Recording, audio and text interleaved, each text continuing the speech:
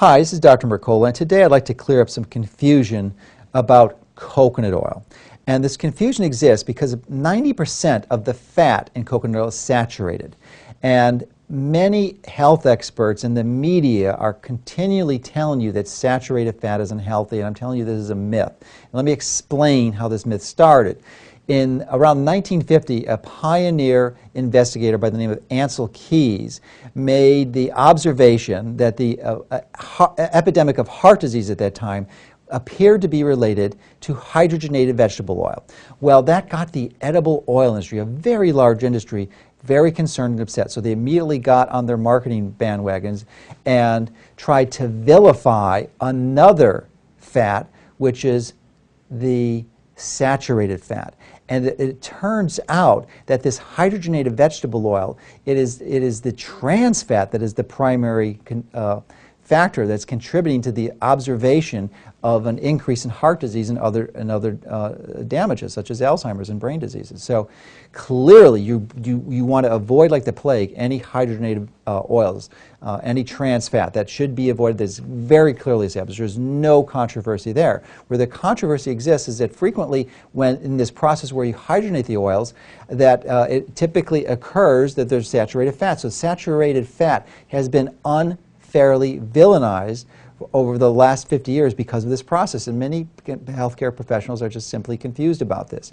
And don't have time to go into more details here, but there are two links below this video which go into more details. Dr. Enig's article and another article from the American Journal of Clinical Nutrition, and that will explain it in greater detail.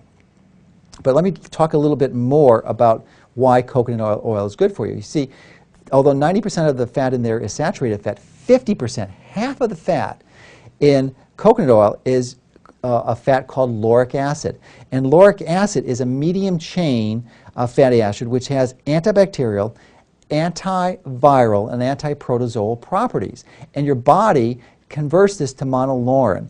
And monolaurin is a monoglyceride which is very potent, and it can actually destroy lipid-coated viruses. So this is one of the key reasons that you would like to consume or consider consuming coconut oil, because the sources of monolaurin are very few in our diet. So it's a phenomenal source of monolaurin.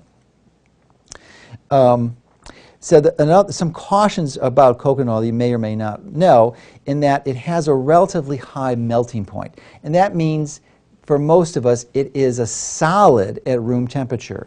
It turns liquid about 76 degrees. So if you put coconut oil in the fridge, it's going to be very difficult to scoop out. So you'd want to store it in a temperature closer to 76.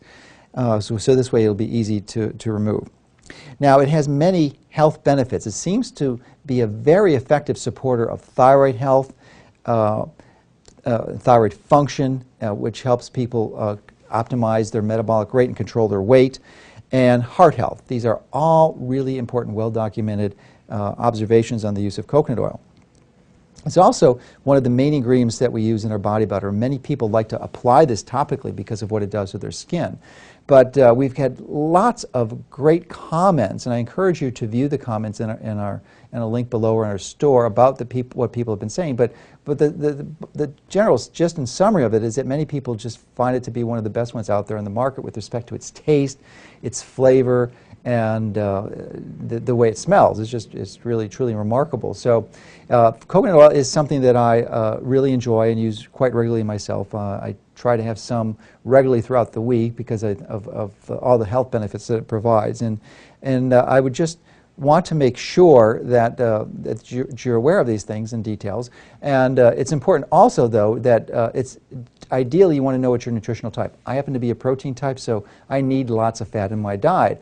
But if you are a carb type and you're biochemically and genetically designed to have small or lower amounts of fat, then you're going to want to limit the amount of coconut oil. And if for any reason coconut oil makes you nauseous or you get sick from it, then that's a clue that your body should not be using this, or you need it in very small amounts. So that happens very rarely, but that's really true for any food.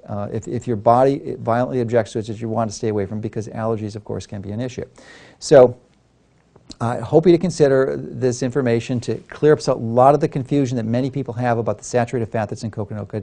It is healthy for you as long as it's not heated and cooked. And additionally, many people find that it's a useful oil to cook in. It's an alternative to olive oil.